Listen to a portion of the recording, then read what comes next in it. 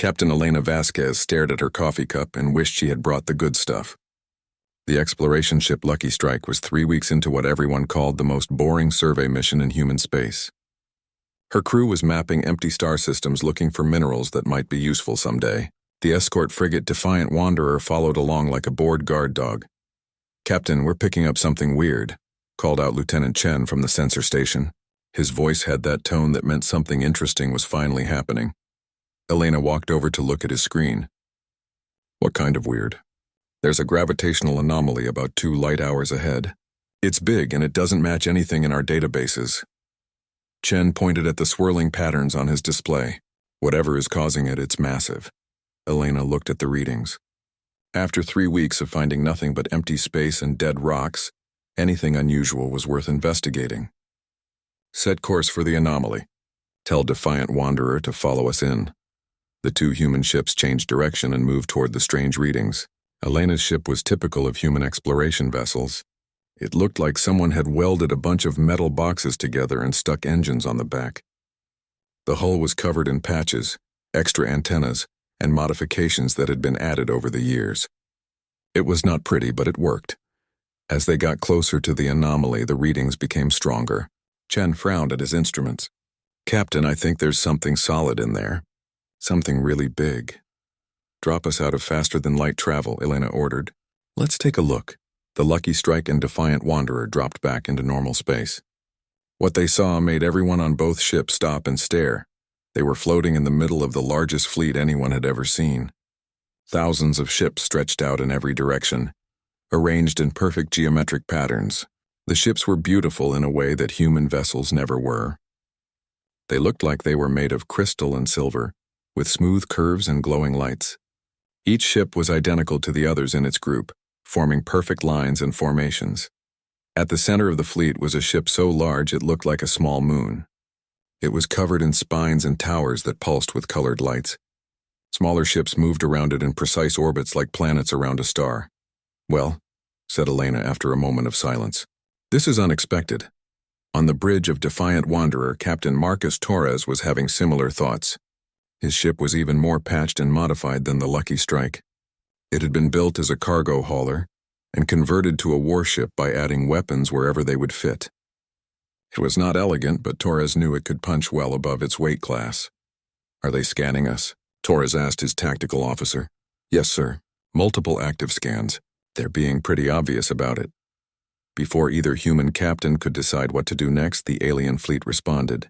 Lights began flashing across all the ships in complex patterns. The massive command ship at the center started broadcasting on multiple frequencies.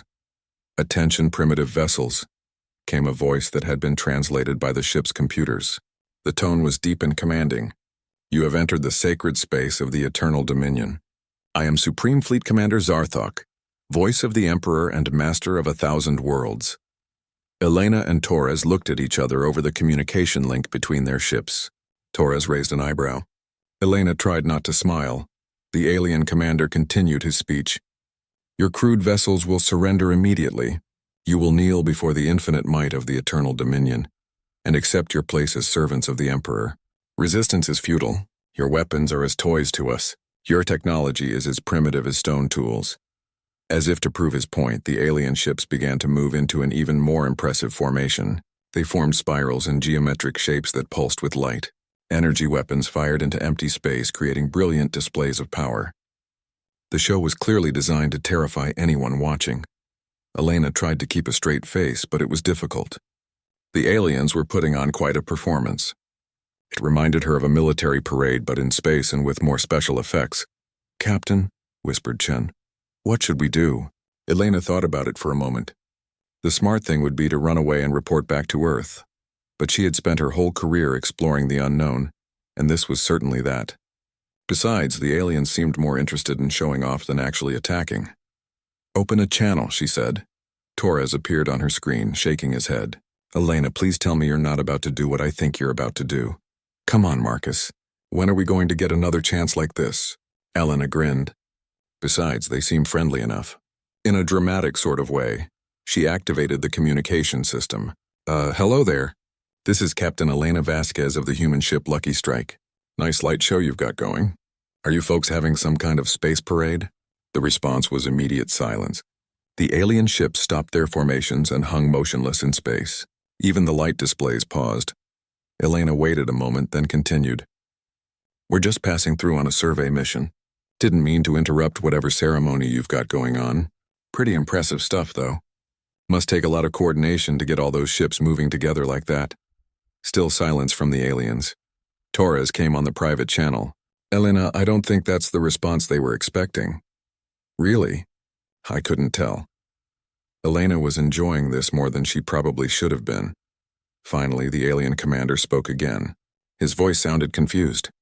You are not cowering in terror? Should I be? Elena asked. I mean, the light show is very pretty, but we've seen fireworks before. From the defiant wanderer, Torres added his own observation. The formations are impressive from an engineering standpoint. How do you coordinate that many ships without collisions? Must be quite a computer system. Elena could hear her chief engineer Rodriguez muttering in the background. Look at the power output on those displays. Very inefficient. You could get the same visual effect with half the energy consumption if you used a different frequency modulation. The alien commander seemed to be struggling with how to respond. We are the Eternal Dominion. We have conquered 1,000 worlds. Our power is beyond your comprehension. That's nice, Elena said pleasantly. Congratulations on your success. So what brings you to this part of space? We're just doing mineral surveys ourselves. Nothing very exciting. There was another long pause. When the alien spoke again, his voice was uncertain. You will surrender your vessels and prepare to be boarded. Elena looked at Torres, who shrugged. Do you have some kind of form we need to fill out for that? She asked. We're not really equipped for passengers. Our guest quarters are pretty basic. Rodriguez's voice came over the intercom again. Captain, their ship designs are fascinating. Very artistic. Not very practical for actual space travel, but definitely impressive looking. I'd love to get a look at their engine systems. Elena smiled. My engineer here is interested in your technology. Would you be open to some kind of technical exchange? We're always looking to learn new things. The silence from the alien fleet was now so complete that Elena began to wonder if their communication system had broken down. She was about to ask if they were still there when the alien commander finally responded. This is not how first contact is supposed to proceed, he said, and his voice sounded almost plaintive. Elena laughed. Well, there's no handbook for this sort of thing, is there? How about we just take it as it comes and see what happens? The alien fleet hung in space, their perfect formations broken, their dramatic displays forgotten. Somewhere in the vast command ship, Supreme Fleet Commander Zarthok was discovering that the universe was much stranger than he had thought. Supreme Fleet Commander Zarthok stared at the tactical display showing the two small human ships. In 50,000 years of galactic conquest, nothing like this had ever happened. Every species the Eternal Dominion had encountered followed the same pattern. First came fear, then desperate attempts to fight, then surrender and submission. These humans had skipped directly to casual conversation. Analysis, he demanded from his staff. Senior Tactical Advisor Vexron consulted his instruments. The ships appear primitive, but sensors indicate unusual power signatures.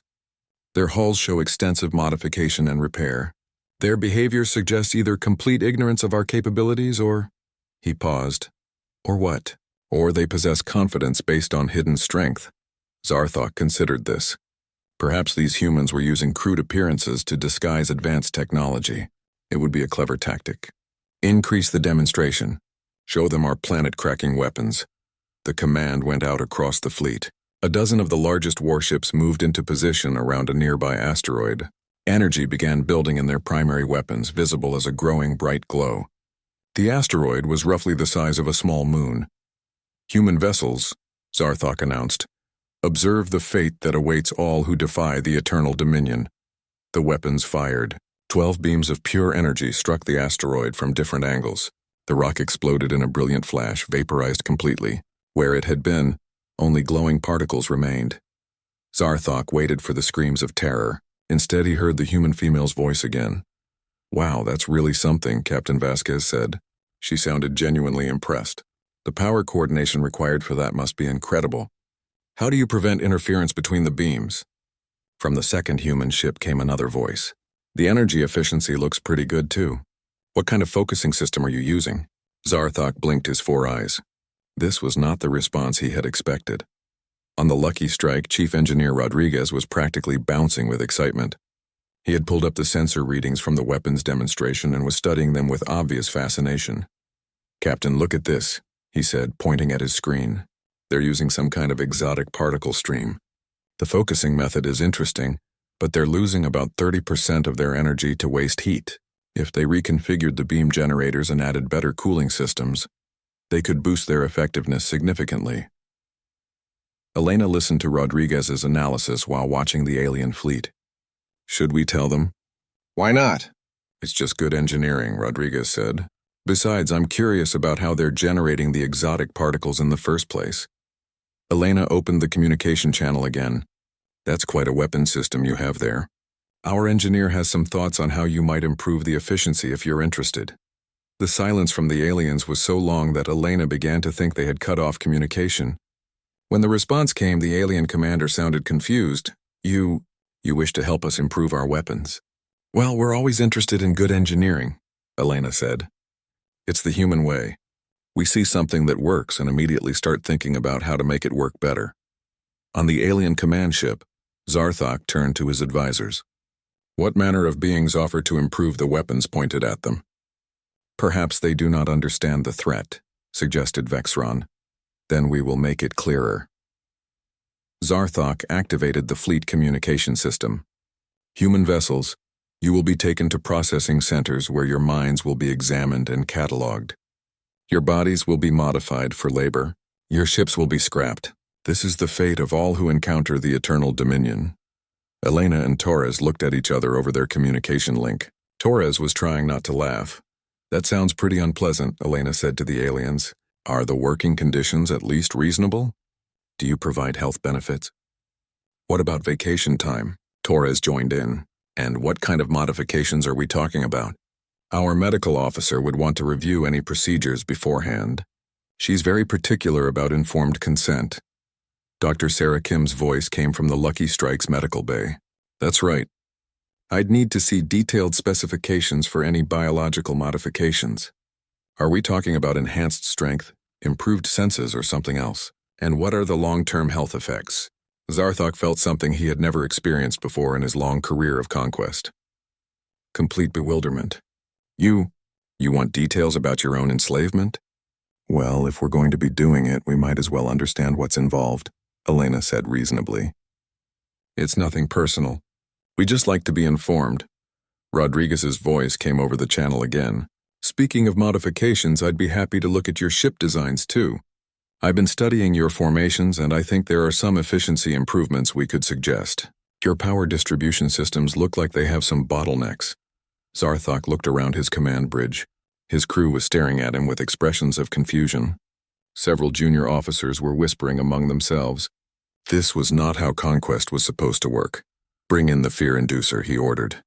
The Fear Inducer was one of the Eternal Dominion's most terrifying weapons. It projected waves of pure terror directly into the minds of enemy crews, causing panic and madness. Whole fleets had surrendered rather than face its effects. The weapon activated, sending invisible waves of psychic terror toward the human ships. Elena felt a slight headache coming on. "Is anyone else feeling a bit odd?" she asked her crew. "Yeah, I've got a weird buzzing in my ears," said Chen from the sensor station. Dr. Kim's voice came over the intercom. "I'm reading some unusual electromagnetic activity from the alien ships. It might be affecting our brain chemistry slightly. Nothing dangerous, just mildly annoying." Torres reported similar effects from his ship. "It's like a low-level migraine." "Is this supposed to be doing something specific?" Elena called the aliens. "Are you folks running some kind of scanning equipment? We're getting mild headaches over here. Might want to check your electromagnetic shielding." Zarthok stared at his Fear Inducer operator. "Are you certain the device is functioning?" "Yes, Supreme Commander. It is operating at full power. They describe it as a mild headache." Zarthok said slowly. "Perhaps their species has natural resistance to psychic attack," suggested Vexeron. Zarthok was beginning to suspect that these humans were not what they appeared to be. He decided to try a different approach. "Human vessels, what is your homeworld's military strength?" Elena thought about it. "Well, we've got the Sol Defense Force, but they're mostly concerned with pirates and asteroid miners who get too aggressive." "Why do you ask?" How many ships do they command? Oh, I don't know exactly. Maybe a few hundred in the inner system. Couple thousand scattered around the outer colonies. Most of them are converted civilian ships like ours. Zarthok felt a chill. A few thousand ships was a respectable force even by Dominion standards. If these crude-looking vessels were representative of human military technology, then humans might be more dangerous than they appeared. And your weapons technology? Pretty standard stuff, Elena said casually. Particle beams, kinetic projectiles, some missile systems. Nothing too fancy. We tend to focus on things that work reliably rather than impressive special effects. Rodriguez added, though we did develop some interesting innovations during the Titan mining wars. Had to get creative when we were outgunned and outnumbered. Elena glanced at her engineer. The Titan mining wars had been a series of conflicts with automated mining systems that had gone rogue. The humans had won through cleverness and stubborn determination rather than superior firepower. What kind of innovations? Zarthok asked despite himself. Oh, just practical stuff, Rodriguez said. Better armor designs, more efficient weapons, improved tactics. You know how it is when you have to make every shot count. Zarthok did not know how it was. The Eternal Dominion had not faced serious opposition in millennia. Their weapons and tactics were designed for intimidation rather than actual combat. He was beginning to realize that might have been a mistake. The emergency council meeting aboard the Eternal Dominion flagship was unlike any in the Empire's long history. Senior commanders, tactical analysts, and psychological warfare experts crowded into the crystal chamber, their voices creating a buzz of confused discussion. Zarthok stood at the center, his forearms spread in a gesture of frustration. In 50,000 years of conquest, we have never encountered a species like this, he announced. Our standard procedures appear to be completely ineffective. Senior analyst Kexhai consulted her data tablet. Supreme Commander, their responses do not match any known psychological profile. When threatened with destruction, they ask technical questions. When offered enslavement, they inquire about working conditions. When subjected to fear inducement, they suggest we check our equipment. Perhaps they are immune to fear, suggested War Leader Thoxmar. No species is immune to fear, replied Chief Psychologist Vental. Fear is a universal survival mechanism. These humans clearly understand the threats we present. They simply choose not to be frightened by them. Zarthok paced around the holographic display showing the two human ships. They hung in space like ugly metal boxes, completely dwarfed by the magnificent Dominion fleet. Yet somehow they had managed to make him feel uncertain about his own power. What do we know about their actual capabilities? He asked. Tactical advisor Vexron activated his analysis systems. Their ships appear crude, but sensor readings are contradictory. The hulls show extensive battle damage that has been repaired, suggesting significant combat experience. Their power signatures are unusual but surprisingly efficient. And their weapons? What about their weapons? They appear to be simple kinetic and energy systems, but the power-to-weight ratios are impressive. They have achieved remarkable efficiency with basic technology. Kexhai added her own observations. Their communication patterns suggest a highly experienced crew. They coordinate naturally without formal protocols. This indicates extensive training or combat experience. Zarthok felt a growing unease. Bring up our most advanced weapon systems. Show them the reality warper. The order went out across the fleet. Deep in the bowels of the command ship, ancient machinery hummed to life. The reality warper was one of the Dominion's most feared weapons, capable of altering the fundamental laws of physics in a localized area. It was typically used to demonstrate that resistance to the Dominion was not just futile, but literally impossible. Space around one of the smaller asteroids began to shimmer. The laws of gravity reversed, causing the rock to tear itself apart. Time flowed backward in a small region, making the debris reform before exploding again. The fabric of space itself twisted into impossible geometric shapes. Zarthok waited for screams of terror or desperate pleas for mercy. Instead, he heard the human engineer's voice. "Oh wow, localized space-time manipulation," Rodriguez said with obvious excitement. "How are you maintaining the field coherence? The energy requirements must be enormous." Elena's voice joined in. "That's impressive technology. We experimented with similar concepts but gave up because the power consumption was too high for practical applications." From the second ship, Torres added, "Plus there were safety concerns. Our physicists worried about cascade failures that could affect larger areas. Zarthok stared at the communication panel. They are discussing the technical aspects of reality manipulation. Supreme Commander, whispered Vexron. Perhaps we should reconsider our approach. But Zarthok was committed now. He activated the fleet's most devastating weapon, the Star Killer.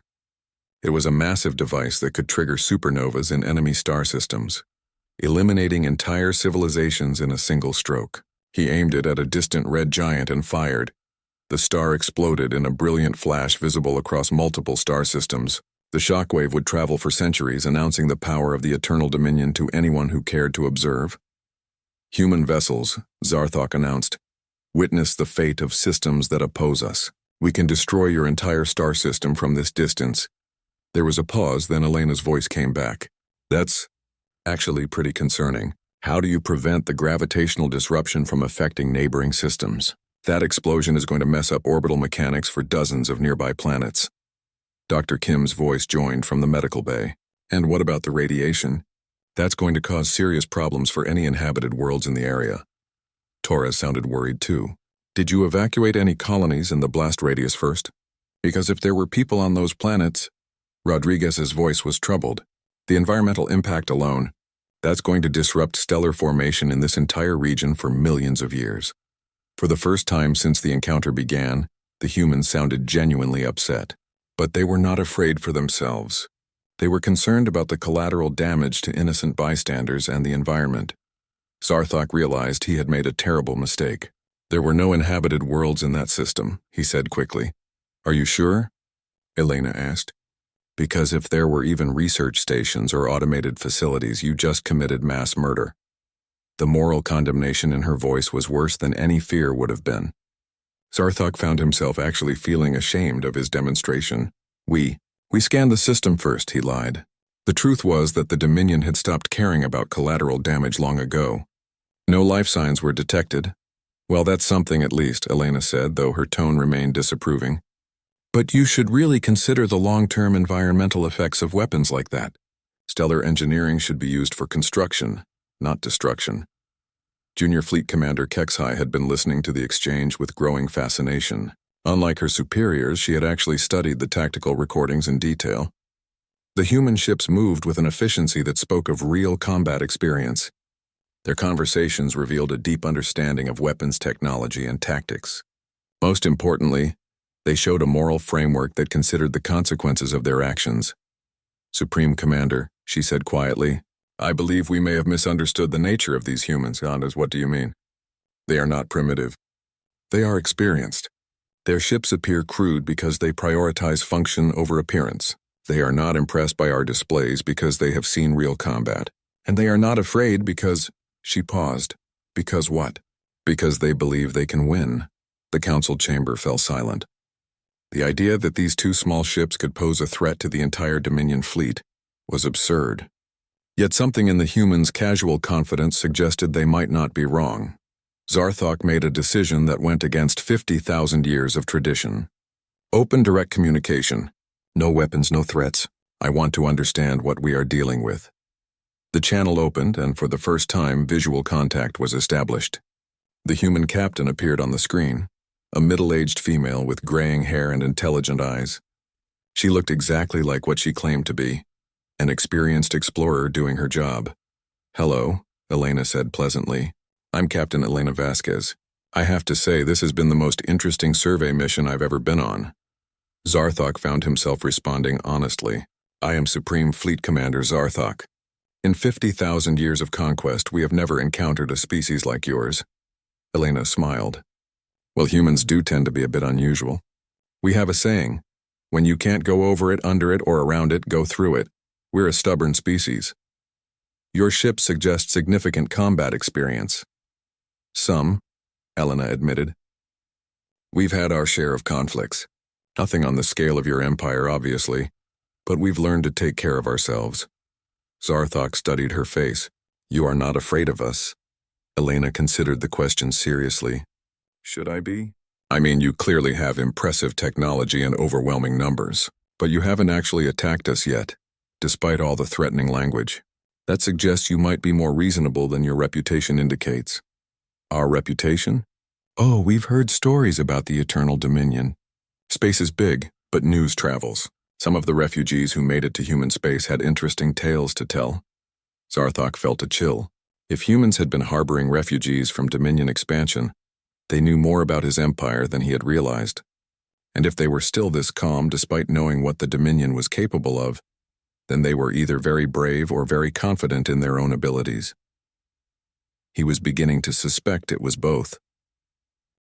The conversation was interrupted by an alert from the Lucky Strike's communication officer. Captain, we're receiving multiple faster-than-light signatures.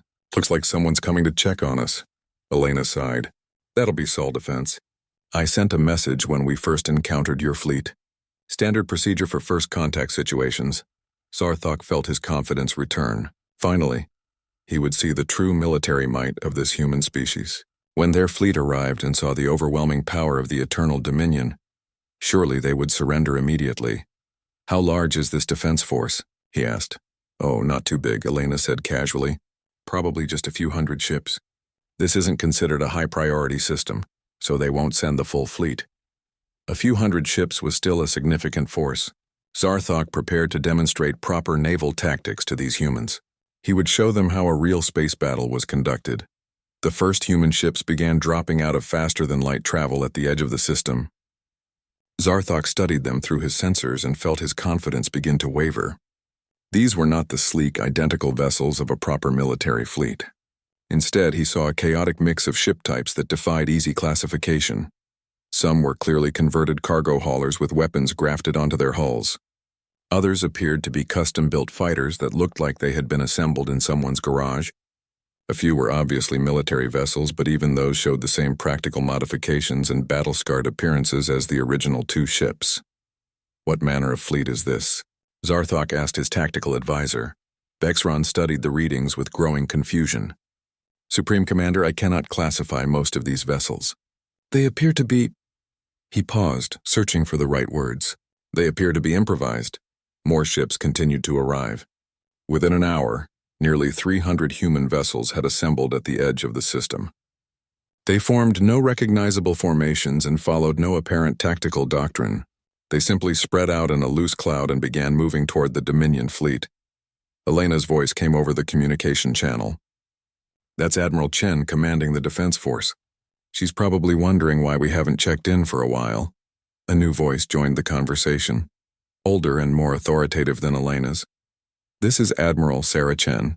Sol Defense Force, Captain Vasquez, what's your status? All good here, Admiral. We've made first contact with the Eternal Dominion. They're quite impressive. Very advanced technology. Zarthok listened to the casual exchange between the human officers. There was no panic, no urgent requests for reinforcement, no desperate tactical planning. They might have been discussing the weather. Admiral Chen's voice carried a note of interest. The Eternal Dominion? We've been expecting to run into you folks eventually. Some of the refugees mentioned you might be expanding in this direction. Zarthok activated his own communication system. Admiral Chen, I am Supreme Fleet Commander Zarthok. Your ships are severely outnumbered. We have thousands of vessels to your few hundred. So I see, Chen replied pleasantly. Quite a fleet you have there. Very organized. Must take a lot of effort to coordinate all those formations. You do not seem concerned by our numerical superiority. There was a pause. Then Chen laughed. Commander, with respect, numbers aren't everything in space combat. Quality matters more than quantity. Experience matters most of all. Zarthok bristled at the implied insult. Our ships are the finest in the galaxy. Our crews are elite warriors. I'm sure they are, Chen said diplomatically. But when was the last time they fought someone who could fight back? The question hung in space like a challenge. Zarthok realized he could not answer it. The Dominion had not faced serious opposition in thousands of years. Their recent conquests had been of primitive species with crude weapons, or advanced but peaceful civilizations that surrendered without fighting. Junior Fleet Commander, Kexai spoke quietly from her station. Supreme Commander, I am detecting unusual energy signatures from the human vessels. What kind of signatures? Their weapons appear to be powered up, but the readings are strange. Much higher energy density than their ship sizes should allow. Zarthok studied the tactical display. The human ships were indeed small compared to Dominion vessels, but their power readings were surprisingly high. More concerning was the way they moved. There was no wasted motion, no unnecessary maneuvering. They advanced with the confidence of experienced predators. Admiral Chen's voice came over the channel again. "Commander Zarthok, my officers tell me you've been making some impressive demonstrations. Blowing up asteroids, manipulating reality, destroying stars. Very theatrical. We wish to demonstrate our power. I understand. But you should know that humans aren't easily impressed by fireworks. We've seen what real combat looks like," Elena's voice joined in. "Admiral, their technology really is remarkable. The efficiency could be better, but the raw power is impressive. Thank you for the assessment, Captain. Commander Zarthok, would you like to see some human technology in action?" Before Zarthok could respond, one of the human ships fired at a nearby asteroid. The weapon was clearly a simple kinetic projectile, nothing exotic about it. But the asteroid did not just explode, it simply ceased to exist. The projectile had been traveling at such incredible velocity that it converted the entire rock mass into plasma. "That's our standard railgun," Chen explained. "Nothing fancy, just a chunk of metal accelerated to a significant percentage of light speed. Very reliable." Zarthok checked his sensors. The projectile had indeed been traveling at nearly 30% of light speed. The energy required to achieve such velocity from such a small ship should have been impossible. Another human vessel demonstrated a particle beam weapon. The beam itself was invisible, but when it struck a piece of space debris, the target simply vanished. No explosion, no dramatic effects, just instant conversion to constituent atoms. "Focused particle stream," Torres explained from his ship. "We developed it for asteroid mining. Turns out it's useful for other things too." Zarthok was beginning to understand. Human weapons were not designed to be impressive. They were designed to be lethal. No wasted energy on visual effects, no unnecessary complexity, just efficient destruction. "Your weapons are crude," he said, though his voice lacked conviction. "Crude but effective," Admiral Chen agreed. "We learned long ago that in real combat, flashy weapons are a liability. When someone is shooting at you, you want something that works every time. You speak as if you have extensive combat experience. We do. Humans have been fighting each other for thousands of years before we reached space. We've had to learn efficiency the hard way." Zarthok felt a chill as he realized what he was facing. The Eternal Dominion had conquered through intimidation and technological superiority. They had never faced an opponent that was willing to fight dirty, to ignore the rules of civilized warfare, to prioritize winning over looking impressive. "Commander," Kexai said quietly, "I recommend we reconsider our position." "Are you suggesting we retreat?" "I am suggesting we negotiate." The idea was so foreign to Dominion doctrine that Zarthok almost rejected it immediately. The Eternal Dominion did not negotiate with primitives, but these humans were clearly not primitive. They were something far more dangerous. Experienced survivors who had learned to fight smart rather than fair. Admiral Chen's voice came over the channel one more time. "Commander Zarthok, I think we got off on the wrong foot here. How about we step back and approach this more diplomatically? I'm sure we can find some common ground." Zarthok looked around his command bridge. His officers were studying the tactical displays with growing unease. The human fleet had not made any aggressive moves, but their very presence radiated competence and confidence. These were not ships designed to intimidate enemies. They were ships designed to kill them. For the first time in his long career, Supreme Fleet Commander Zarthok of the Eternal Dominion considered the possibility that he might be outmatched. "Admiral Chen," he said slowly, "perhaps negotiation would be appropriate." Elena's laughter came over the channel. "See?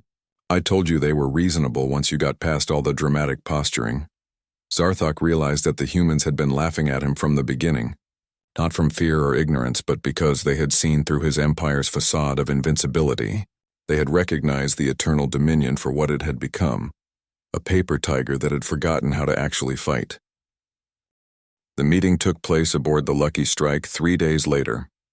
Zarthok had insisted on bringing a full honor guard, but Elena had politely explained that her ship was not built for ceremonies. The conference room was a converted cargo bay with folding chairs and a table made from metal plates. Zarthok sat across from Admiral Chen and Captain Vasquez, trying to adjust to the casual atmosphere. The humans had offered him coffee from a machine that looked like it had been repaired with spare parts. Surprisingly, it was quite good. "So," Elena said, leaning back in her chair, "what exactly does the Eternal Dominion want?" It was such a direct question that Zarthok was taken off guard. In Dominion culture, negotiations began with elaborate ceremonies and formal declarations. We seek to expand our empire and bring order to the galaxy." "That's very general," Admiral Chen observed. "What does order mean to you?" Zarthok realized he had never been asked to explain his empire's goals before. "We eliminate chaos. We establish uniform laws and customs. We create peace through strength." Elena and Chen exchanged glances. "And how's that working out for you?" Elena asked. "What do you mean?" "Well, you've been conquering for 50,000 years, but you still haven't achieved galactic peace. Maybe the problem isn't that there isn't enough order. Maybe the problem is your approach." The suggestion that Dominion doctrine might be flawed was so heretical that Zarthok almost ended the meeting. But then he thought about the past few days. His mighty fleet had been completely ineffective against 2 small survey ships. "Perhaps the humans had a point. What would you suggest?" he asked. Chen leaned forward. "In our experience, lasting peace comes from cooperation, not conquest. People follow leaders they respect, not ones they fear. But without fear, how do you maintain control?" "You don't," Elena said simply. "You earn loyalty instead." Rodriguez, who had been quietly studying a Dominion technical manual, looked up from his reading. "Commander, can I ask you something about your ship designs?" Zarthok nodded, grateful for a change of subject. "Why are all your ships identical within each class? I mean, they're beautiful. But identical designs have identical weaknesses. If someone figures out how to defeat one ship, they can defeat all of them. Standardization ensures quality and simplifies logistics," Zarthok replied automatically. "But it also eliminates innovation," Rodriguez continued. "Human ships are all different because each crew modifies their vessel based on their experience. We learn from each other and constantly improve," Elena added. "Plus, standardization makes you predictable. In combat, predictability is dangerous." Zarthok considered this. The Dominion prized uniformity above all else. But the humans seemed to thrive on diversity and adaptation. Their fleet had no standard formations because each ship was unique. Their tactics were impossible to predict because they made decisions based on immediate circumstances rather than predetermined doctrine. "How do you coordinate without standardization?" he asked. "Training and communication," Admiral Chen said. "Our crews are taught to think, not just follow orders. They adapt to changing situations because they understand the overall goals, not just their specific tasks." Over the following days, more meetings took place between human and Dominion officers. Junior Fleet Commander Kexhai found herself working closely with Torres and Rodriguez, comparing technical specifications and tactical theories. What she learned was both fascinating and disturbing. Human technology was indeed more primitive than Dominion systems, but it was also more reliable. Human weapons had fewer exotic components that could fail at critical moments. Human ships were easier to repair because they were designed to be modified in the field. Human tactics were more flexible because they assumed that plans would change once combat began. Most importantly, human crews showed an initiative that was entirely absent from Dominion forces. When Kexhai presented a technical problem to her own engineers, they consulted manuals and requested guidance from superiors. When she presented the same problem to Rodriguez, he immediately began sketching possible solutions and asking questions about available resources. "Your people think differently than ours," she told Elena during one of their conversations. "How so?" "Dominion officers are trained to implement perfection. Human officers are trained to achieve success. Those are very different goals." Elena nodded. "Perfection is brittle. When things don't go according to plan, perfect systems break down. We've learned to build systems that work even when everything goes wrong." 3 weeks into the negotiations, the talks were interrupted by an emergency. Long-range sensors detected a fleet of unknown ships approaching the system. They were not using any recognized technology and had not responded to communication attempts. Admiral Chen called an immediate joint tactical meeting. "We're looking at roughly 50 vessels of unknown configuration. They're jamming our sensors, which suggests hostile intent." Zarthok studied the sensor readings. "They do not match any species in our databases either. Their energy signatures are unusual." The unknown fleet dropped out of faster-than-light travel at the edge of the system and immediately began advancing. As they got closer, their ships became visible on optical sensors. They were sleek and organic-looking, like living creatures rather than constructed vessels. A communication came from the lead ship. The voice was harsh and filled with arrogance. "Primitive species, you will surrender immediately. We are the Devourers. Your technology will be assimilated. Your populations will feed our growth." Elena looked at Zarthok. "Friends of yours?" "I have never encountered this species before," Zarthok admitted.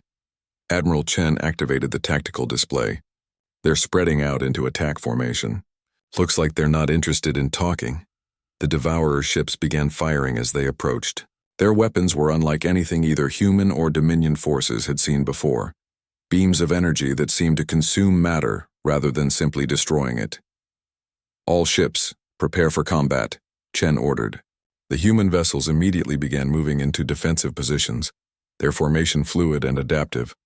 Zarthok hesitated. Dominion doctrine called for formal battle formations and coordinated assaults, but there was no time for such preparations. "Supreme Commander," Kexhai said urgently, "we should coordinate with the human forces."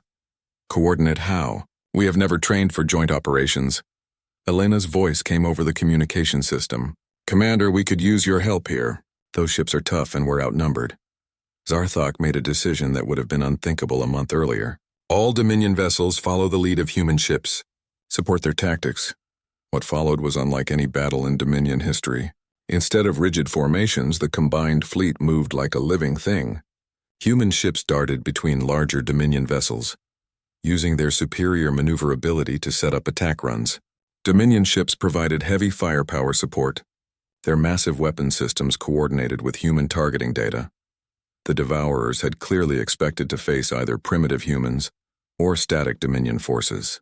They were not prepared for the combination of human adaptability and Dominion firepower. Their organic ships were fast and well-armed, but they relied on overwhelming individual opponents through superior technology. Elena's lucky strike ducked behind one of the larger Dominion vessels as enemy fire swept the space where she had been. "Nice shooting, Commander," she called to Zarthok. "Can you angle your particle cannons about 15 degrees starboard? We're going to try something." Zarthok adjusted his ship's weapons as requested, though he had no idea what the humans were planning. Suddenly, Torres's ship shot out from behind the Dominion flagship, using the cover fire to close with one of the enemy vessels. His weapons, primitive by Dominion standards but devastatingly effective, tore through the Devourer ship's defenses. The battle lasted 3 hours. When it was over, the surviving Devourer ships were retreating toward the edge of the system. The combined human-Dominion fleet had taken casualties, but they had won decisively. In the aftermath, as crews worked to repair damaged ships and tend to the wounded, Zarthok found himself standing on the observation deck of the Lucky Strike, looking out at the mixed fleet. "Your people fought well," Elena said, joining him at the window, "as did yours. I have never seen tactics like that before. We've had to learn to be creative. When you're usually outnumbered and outgunned, you get good at thinking outside the box." Zarthok watched as human and Dominion repair crews worked together to fix battle damage. "I am beginning to understand why you laughed at us when we first met." Elena smiled. "We weren't laughing at you personally. We were laughing at the situation. Here you were, trying to intimidate us with all these impressive displays, and all we could think was how inefficient it all seemed." "Inefficient? All that energy spent on looking scary instead of actually being effective. It's like spending all your time polishing your sword instead of learning how to use it." Zarthok considered this. Perhaps the Eternal Dominion has focused too much on appearance and not enough on substance." "Maybe," Elena agreed. "But you've got good people and impressive technology. With some adjustments, you could be a real force for good in the galaxy." 6 months later, the first joint human-Dominion exploration fleet launched from the shipyards of Kepler Station. The ships were a new design that combined Dominion manufacturing capabilities with human engineering principles. They were efficient, reliable, and built for adaptation rather than intimidation. Zarthok, now bearing the title of Admiral in the new Galactic Cooperation Fleet, stood on the bridge of the reformed flagship. The ship still looked impressive, but every system had been redesigned for function over form. Elena's voice came over the communication system from her new command ship. "Ready for departure, Admiral?" "Ready, Admiral Vasquez." As the combined fleet jumped to faster-than-light speed, Zarthok reflected on how much had changed. The Eternal Dominion still existed, but it was no longer an empire built on fear. It was becoming something new, a partnership built on mutual respect and shared goals. And somewhere in space, other hostile species were about to discover that the galaxy's most feared empire had learned how to laugh at itself, and more importantly, had learned how to fight alongside the most stubborn species in the galaxy. The humans had been right from the beginning. Sometimes the best response to overwhelming force was simply to refuse to be overwhelmed.